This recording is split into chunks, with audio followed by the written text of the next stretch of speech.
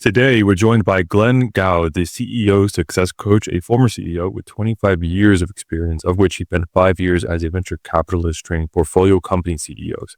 He's a board member and an expert in AI and received an MBA from Harvard Business School. Welcome, Glenn.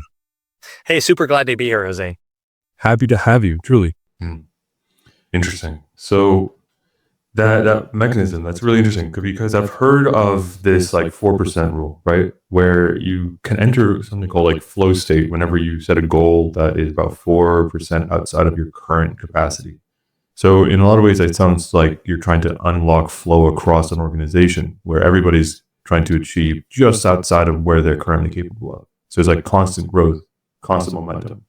That's exactly right. And you're exactly right. Flow exists where it's hard, but it's not too hard. Right? Exactly. This is another way of saying it's not, we don't feel it's impossible, but we know it's going to be a stretch.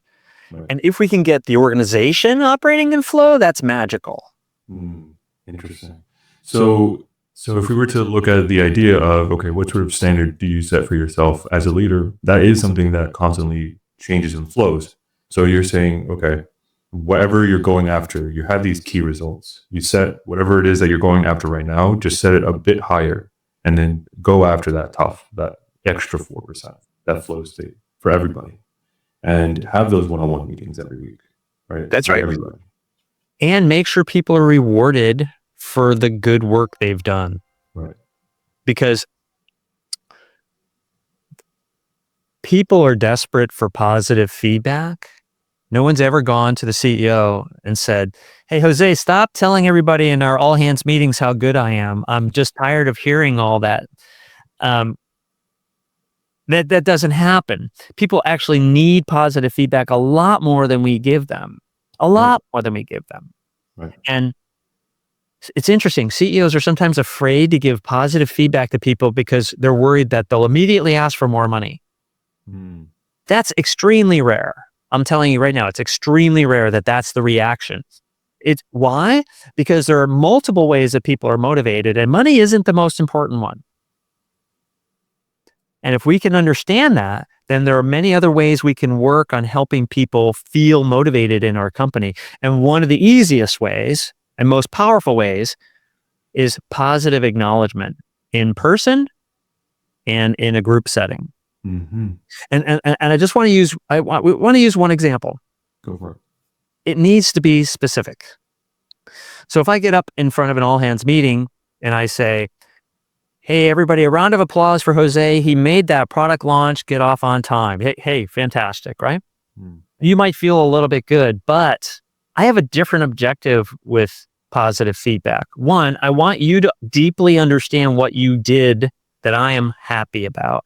And I want to teach everybody else in the room what kind of behavior as the CEO I'm looking for. So instead, I'm going to say, "Hey, everybody, Jose made that product launch happen. I know that he worked with the marketing team when they didn't quite have the language right for the launch.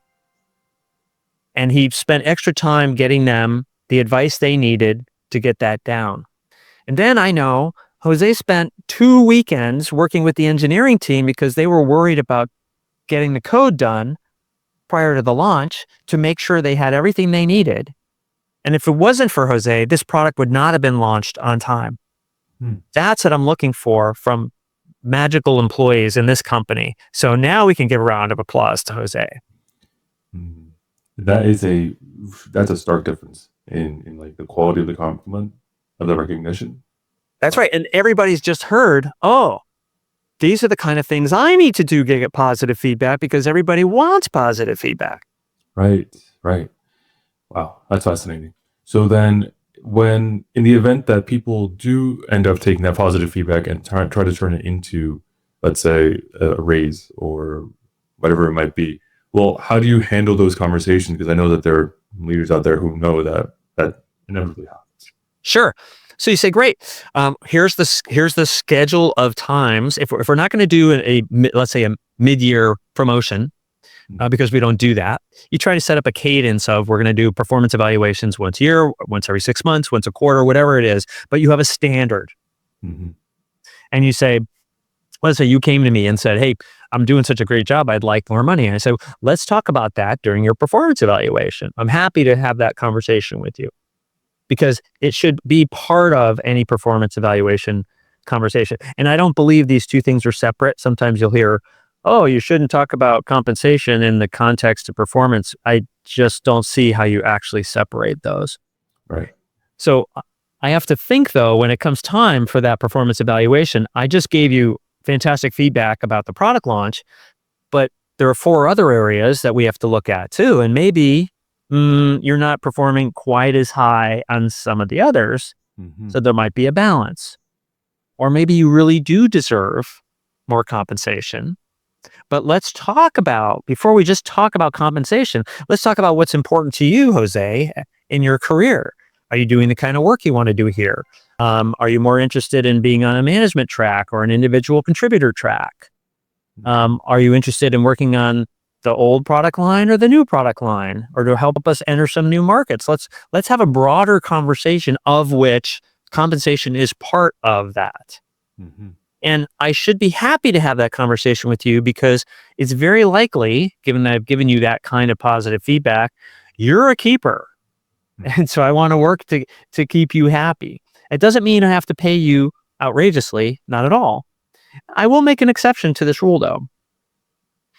I think in general, you want to pick a band a compensation band for your company. Some companies want to pay it in the middle. Some want to pay in the upper quartile. Some want to pay maybe in the top 10%. You have to know what that band is. And so I can have a conversation with you about our band. And I can say, you're going to be somewhere between X and Y. And maybe you can give an increase, but stay within the band. Okay. You need to understand the context as someone who's getting a raise of how I limit that. Right. Now, here's the exception.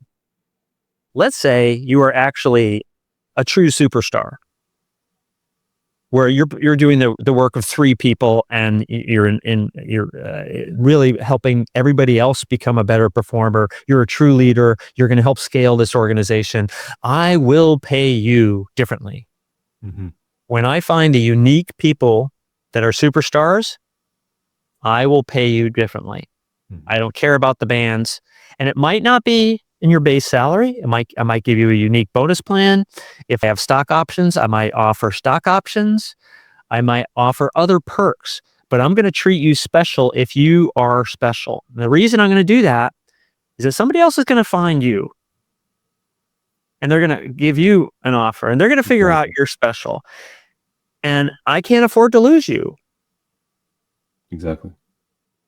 So a superstar, everybody wants to be paid like a superstar, but not everybody ends up being one. I'm wondering, is that something that's a bit more fluid, something that you can grow into? And I'm wondering, how would somebody become a superstar in an organization? So a superstar is someone who greatly outperforms the expectations of their manager. Right. And they do that all the time. So it's not so easy to give you a formula for being a superstar. It's going to differ depending on the company and the person you're reporting to. So one example is, let's say you are in charge of those product launches. You're the product leader. A superstar is someone who's going to make that magic happen for the product launch, but they're going to go way beyond in ways that I can't even anticipate. Example, you might say, hey, we just got through this product launch, but I've noticed that the market is changing. New competitors are entering, and we have a pricing problem. I think I should take on a pricing project to figure out how to handle the way pricing is changing without me having asked you to do that. Or even better, you actually come up with a recommendation on how to do pricing differently because you notice something and you bring it to me. That's, unpredicted. I couldn't have predicted you would have done that, but you did something special. That's what makes you a superstar, because you're showing capability way beyond the role we've defined for you.